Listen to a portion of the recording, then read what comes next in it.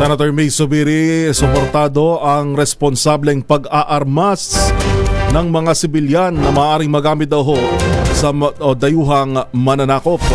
Detalye ng balita mula kay RH28, Lakay Raymond Dadpaas. Lakay Raymond.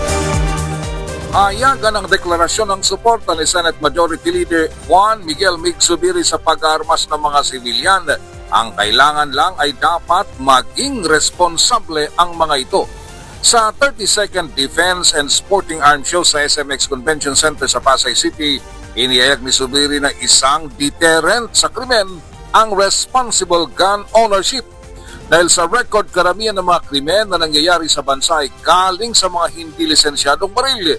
Napakababa ng porsyento na licensed firearm ang ginamit sa krimen dahil ito ay 0.00% lamang. Ang mga baril na ginamit sa Tacloban shooting ay lisensyado, ngunit ito ay lumalabas na itinakas ng mga batang suspect kaya dapat nasa safety deposit ang mga baril. Paniwala ni Zubiri, magagamit din ng mga lisensyadong baril ng mga sibilyan sa oras na may dayuhan na magpupumilit sakupin ng ating bansa. Dahil napatunayan na natin ito nang sinakop tayo ng Espanya, Amerika at Japan na kahit itak o gulok lamang ang armas ay lumaban ang mga Pilipino. Narito si Senador Mig Zubiri. Pagdating sa panahon na meron po tayong kapitbahay na manggugulo sa atin dito sa ating bansa, katulad na nangyari noon, panahon ng Katsila, panahon ng Amerikano, panahon ng Hapon, ay handa po tayo dumepensa sa ating sarili.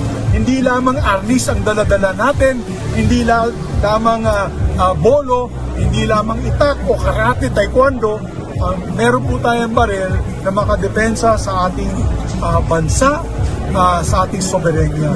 Very important deterrent po yan. That is a deterrence. Kaya Ito si RH28 Raymond Dadpaas para sa DZRH, una sa Pilipinas, una sa Pilipino. Bagong balita, bagong impormasyon.